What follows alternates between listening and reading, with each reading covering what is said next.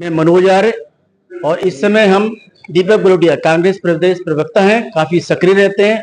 हर छोटी से छोटी बात और बड़ी से बड़ी मुद्दों पे तुरंत जाते हैं।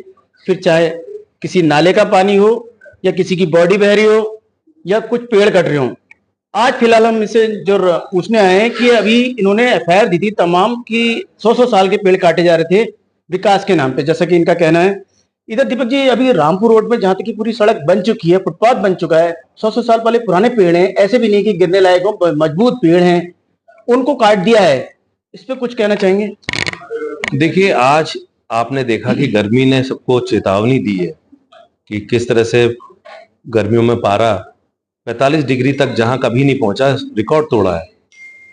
और इसके बावजूद भी हम देख रहे हैं कि ग्लेशियर्स मेल्ट कर रहे हैं और जो पर्यावरण है हमारा, वो किस तरह से हमारा खराब हो रहा है। तो एक चेतावनी ग्रीष्म काल में जो है हमें दी है बढ़ते। लेकिन मैं देखता हूं कि योजनाएं जो बनती हैं, वो योजना जो होती है प्रकृति को और जनहित को लेकर बननी चाहिए, क्योंकि प्रकृति है तो सब कुछ खुशहाल है, अगर प्रकृति नहीं है तो सब बेकार है। तो प्रकृति को ध्यान में रखते हुए योजनाएं विकास की होनी चाहिए। पेड़ काट के हमारे जीवन से समझौता नहीं किया जा सकता। ऐसा विकास हमें नहीं चाहिए जिसमें हमें पेड़ काट दिए जाए जिस पर हम निर्भर हैं। तो विकास का मॉडल कई आप बाहर देखेंगे, विदेशों में देखेंगे, आप बेंगलोर में ही देख लीजिए। तो पहली चीज वो प्राथमिकता रहती है कि पेड़ों को कैसे हम सुरक्षित रखें, क्योंकि पेड़ों का और प्राणियों में सभी आगे जीव जंतु जो भी है, उनका एक रिश्ता है। हम उनको कार्बन डाइऑक्साइड देते हैं और वो हमें ऑक्सीजन देते हैं। अब यदि पेड़ ही कट जाएंगे, जब ऑक्सीजन ही इस धरती में नहीं रह जाएगी, तो आप समझिए कि क्या मानव जीवन रह जाएगा। तो धरती का विनाश अगर हम पेड़ काटते हैं तो यानी कि हम विकास नहीं, हम विनाश कर रहे हैं। सीएम धामी कह रहे हैं हम पर्यावरण प्रेमी हैं और 16 तारीख को हरेलिया में उन्होंने हर डीएम को कहा है कि पूरे उत्तराखंड में करीब 60 लाख पौधे लगाए जाएंगे। और अभी हाल में इसको लेके सर्किट हाउस में मीटिंग भी हुई थी, जहां कमिश्नर ने डीएम को भी कहा था कि किस तरह लगाए जाएं पौधे, अधिक से अधिक लगने हैं हर जिले में, क्योंकि 60 लाख पौधे लगने हैं।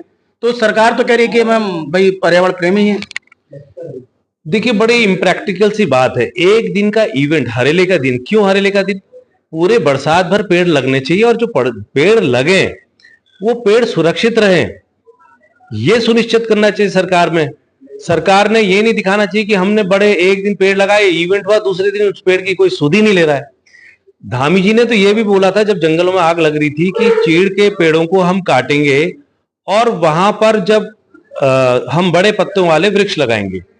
अब जो अच्छा मौका है, जिस समय मानसून है और बारिशें हो रही हैं, इस समय में, उस समय सब लोग सोए हुए हैं। एक दिन क्यों, रोज क्यों नहीं बरसातों में लगे पेड़? और आज जब मानसून है, चीड़ के पेड़ आप काटते और जंगलों में छोड़ देते, जंगलों को ऐसे ही छोड़ देते, तो प्राकृतिक तौर पे पेड़ उस पर पनप आते। क्योंकि अंग्रेजों ने जब चीड़ के पेड़ लाए थे, वो कमर्शियलाइजेशन किया उन्होंने, उससे उन्होंने लीसा निकाला, उसका यूज किया, रेजिन निकाला जो भी, और उसके बाद लकड़ी काट के बेचा, तो उन्होंने कमर्शियलाइजेशन किया।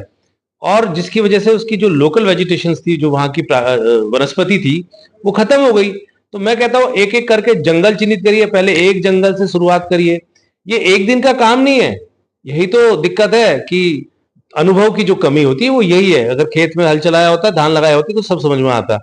तो एक एक करके आज एक जंगल के चीड़ के पेड़ काटिए, छोड़ दीजिए, अपना वनस्पति उग जाएगी, उसमें आपको पैसा लगाने की भी जरूरत नहीं है। फिर दूसरा जंगल चुनिए। तो ये एक अनवरत प्रक्रिया है, एक दिन में नहीं हो जाएगा। जैसे बटन दबाया, जैसे इनके मंत्रीगण कहते थे कि हम रिमोट से बारिश भी कर देंगे, रिमोट से जो है सूखा भी कर देंगे। दीपक जी, पीपल और बरगद ऑक्सीजन के सबसे अच्छे स्रोतों में माने जाते हैं कि सबसे ज्यादा ऑक्सीजन देने में ये सहायक हैं, और ये काटे जा रहे हैं। जब देखिए, पीपल की पूजा करते हैं हम लोग, ऋषि मुनि, हमारे धर्म में पूजा होती है, पीपल हो, बरगद का पेड़ हो। तो वो लोग हमसे आज से ज्यादा विद्वान थे। साइंस ने तरक्की की है, लेकिन मैं समझता हूं कि ये हमारे लोग ये समझ नहीं पा रहे कि हम क्यों सूर्य की पूजा करते हैं। क्यों हम चंद्रमा की पूजा करते हैं, क्यों हम पीपल ऑक्सीजन देता है उसको पूजते हैं, क्यों हम गाय की पूजा करते हैं, इसके पीछे पूरा एक साइंस है। बरगद की तो सुहागिन ने भी पूजा। और आप उस साइंस को ध्वस्त कर रहे हो, जो ऋषि मुनि, जो हमारे धर्म शास्त्र कहते हैं पीपल के पेड़ की पूजा करनी चाहिए, ना कि काटना चाहिए। अच्छा। और हिंदुओं में तो पीपल का पेड़ आदमी काटने से हाथ भी नहीं लगाता है, उसको पाप मानता है। और जिस तरह से पीपल के पेड़ काट रहे वो अच्छा संकेत नहीं है, आने वाले भविष्य में त्रासदियां ही आएंगी, अच्छा नहीं होगा, मानव जाति के लिए ये बहुत अच्छा संकेत नहीं है। तो जब हम पढ़ लिख के आईएएस बन गए, पीसीएस बन गए, हमें इतना ही नहीं पता कि हम जब पीपल काटेंगे, जो ऑक्सीजन 24 घंटे ऑक्सीजन देता है पीपल हमें, और अशोक हमारा जो है साउंड एब्जॉर्ब करता है, नॉइज पॉल्यूशन को एब्जॉर्ब करता है, नीम का पेड़ हमारे लिए बहुत अच्छा है और वो भी नॉइज पॉल्यूशन को भी कंट्रोल करता है और एक प्योर ऑक्सीजन हमें देता है।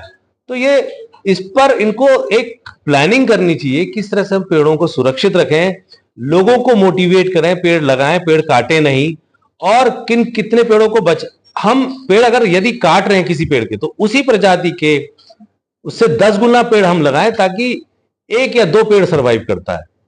आप समझे, ज्यादा इसलिए लगाएं ताकि सारे पेड़ आप लगाएंगे सारे सरवाइव नहीं करेंगे, क्योंकि प्राकृतिक तौर पर जो पेड़ पैदा होता है वो तो जन्म जाता है, जिसको हम लगाते हैं जरूरी नहीं है कि उस वातावरण में, उस पर्यावरण में वो अडेप्ट कर पाए या उस सॉइल पे अडेप्ट कर पाए या ना कर पाए। तो ये सब स्टडी का मटेरियल है। अब मैं पढ़ गया, मैंने आईएएस बन गया, मैं पीसीएस बन गया, ये किताबों का ज्ञान नहीं है, व्यवहारिक ज्ञान है। ये जमीनी से जो लोग जुड़े लोग होते हैं उनको इसका ज्ञान होता है, उनसे भी राय मशवरा कर लें। अच्छा, बरगद का पेड़ तो सुहागिनें भी अपने पति की लंबी आयु के लिए इसका व्रत रखती हैं बाकायदा। बरगद जैसे पेड़ भी मतलब कटिंग हो रही है इसको लेकर। वही मैं कह रहा हूं, जो हमारी पुरानी व्यवस्थाएं हैं, देखिए मूल आज दौर फिर वहीं लौटेगा जहां से इस धरती का उद्गम हुआ है, वापसी हम उसी ओर जाएंगे। आज हम विकास के नाम पर जो ये हम काट रहे हैं पेड़, जो विनाश है उसको हम विकास समझ रहे हैं, मतलब हमारी आंखों में पर्दा पड़ गया है।